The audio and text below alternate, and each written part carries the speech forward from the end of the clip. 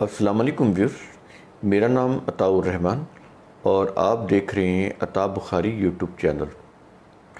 میری کتاب عظمت رفتہ اس کا حصہ دوم، اسلام کے نام پر فرقہ واریت کی ابتدا کب اور کیسے ہوئی، تو اس سلسلے میں ہم جو بیسک مورخین ہیں اس کا انٹروڈکشن آپ کے سامنے رکھتے چلے جا رہے ہیں۔ تو اس سلسلے میں آج جو ہے مورخ ہشام بن کلبی، اس کے اوپر ہم ویڈیو کریں گے۔ یہ بڑے مشہور مورخ ہیں۔ تو یہ آپ کو ہم نے ایک تعارف کرایا تھا محمد بن الصائب کلبی، جو سب سے پہلے مفسر تھے اور مورخ تھے۔ تو ان کے یہ بیٹے ہیں مورخ ہشام بن کلبی۔ تو یہ 737 عیسوی میں کوفہ میں پیدا ہوئے اور 819 عیسوی میں کوفہ میں ان کی وفات ہوئی تھی۔ تو والد کا، ان کے جو والد محمد بن الصائب کلبی، جو سب سے پہلے مفسر تھے، تبری سے بھی پہلے کے، تو مورخ بھی تھے، تو ماہر انصاب بھی تھے۔ ان کا ہم نے انٹروڈکشن کروایا۔ تو جنہوں نے وہ ویڈیو دیکھا ہوا ہے ان کو یہ ویڈیو سمجھنا اور بھی ایزی ہو جائے گا، کیونکہ ہشام نے پھر اپنے والد کے کام کو مزید آگے بڑھایا، یہ جو انصاب کا کام ہے، جینیالوجی کا۔ تو اب ہم شروع کرتے ہیں کہ ہشام کوفہ کے شیعی مورخ، مفسر اور ماہر انصاب محمد بن الصائب کلبی کے بیٹے تھے۔ وہ کوفہ میں پیدا ہوئے۔ اپنے والد کلبی کی طرح زندگی کا زیادہ وقت جو تھا انہوں نے عباسی دارالحکومت بغداد میں گزارا۔ ظاہر ہے وہاں پر بغداد میں یہ جتنے بھی راوی تھے، مورخین تھے، مفسرین تھے، تو ان کو گرو کرنے کے لیے، فوٹنگ کرنے کے لیے، اپنا نام اور پیسہ اکٹھا کرنے کے لیے یہ جو بغداد کا جو دارالحکومت تھا یہ ان کے لیے بڑا موزوں تھا۔ تو ایک علمی مرکز بن چکا تھا، جیسا کہ ہم نے آپ کو بتایا۔ تو یہ پھر بغداد میں، کوفہ سے بغداد میں آئے۔ تو انہوں نے پھر یہاں آ کر اپنے والد کے کام کو آگے بڑھاتے ہوئے قدیم عربوں کی تاریخ اور ان کے نسب سے جڑی معلومات کو اپنی کتاب میں جمع کرنا شروع کر دیا۔ تو یہ تھا ان کا بیسک کام۔ تو ان کا جو ہے جینیالوجی کے اوپر ہے، جو ان کے والد نے شروع کیا تھا۔ انہوں نے پھر یہ جو ابن ہشام ہے، ابن کلبی ہیں، انہوں نے پھر اس کو اور مزید آگے بڑھایا، اس کام کو، اس کو زیادہ علمی سطح کے اوپر اس کو مزید بڑھاوا دیا۔ تو فہرست ابن الندیم یہ بہت بڑا ایک یوں کہہ لیں انسائکلوپیڈیا ہے۔ اس میں پتہ چلتا ہے مختلف وہ جو اس دور کے اسکالرز تھے، انہوں نے جو کتابیں لکھی تھیں ان کے متعلق فہرست ابن ندیم جو ہے یہ بہت اچھا سورس ہے جس سے ہمیں کوئی پتہ چلتا ہے۔ تو فہرست ابن ندیم یہ ایک مختلف کتابوں کا ایک کیٹالاگ ہے، جہاں سے پتہ چلتا ہے کہ کون سی کتاب کس نے لکھی تھی اور کیا حالات تھے اس وقت۔ تو فہرست ابن الندیم کے مطابق 40 کتابوں کے مصنف تھے یہ جو ابن کلبی ہیں، یہ جو ہشام بن کلبی جو ہے۔ تو عربوں کے نسب نامہ سے متعلق بیشتر معلومات کا انحصار جو ہے وہ انہی کے بیان کردہ مواد کے اوپر ہے۔ جینیالوجی کا یہ جو عربوں کے جو حسب نسب ہے وہ زیادہ تر اس کا انحصار انہی کی کتاب کے اوپر ہے۔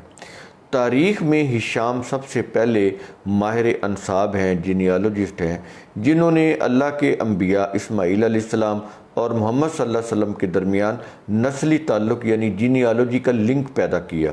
اس سے پہلے یہ چیز کسی نے نہیں کہی تھی۔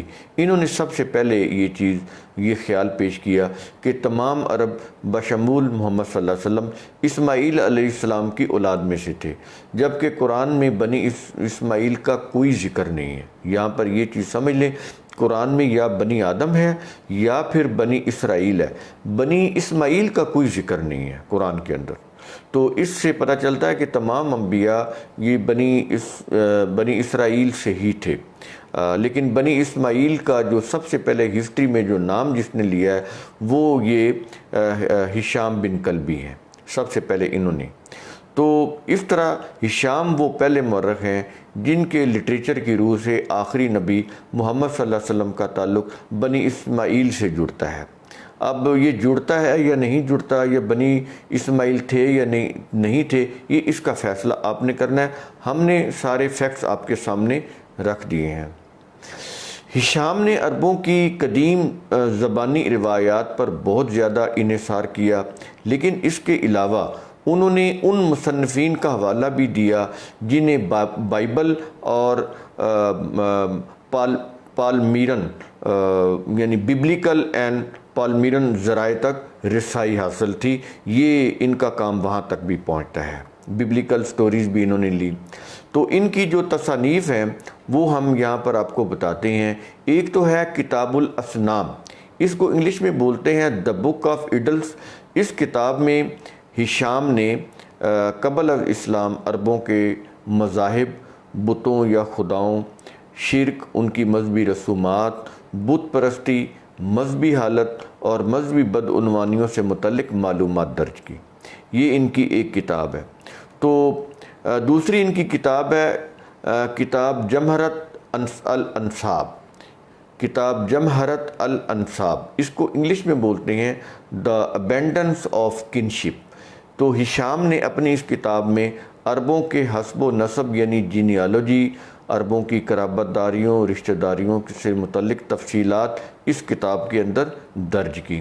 تو یہ تھے جو ہشام بن کلبی، جنہوں نے سب سے پہلے یہ ہسٹری کے اندر جینیالوجی کو باقاعدہ ایک منظم انداز میں وہ لے کر آئے اور بتایا کہ کون کس کی اولاد تھے عربوں کی جینیالوجی سے متعلق۔ تو اسی سے ہمیں پتہ چلتا ہے کہ یہ جتنی بھی عربوں کی رشتہ داریاں تھیں، آگے ان کی اولاد کا احوال سارا کا سارا ہمیں انہی کی یہ روایات کی روح سے ملتا ہے۔ ادروائز اور کوئی سورس نہیں ہے، جو انہوں نے بیان کیا وہی ہے۔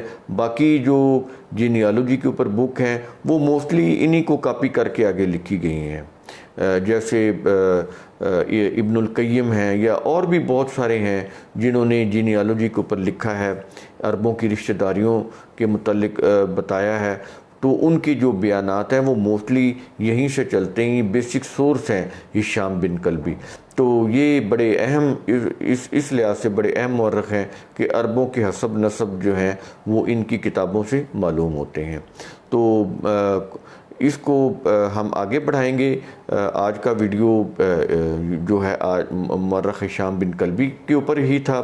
تو اس کے بعد ہم آگے جو اگلا مورخ آ رہے ہیں وہ مورخ واقدی، اس کو ہم پھر اگلے ویڈیو میں پیش کریں گے۔ شکریہ۔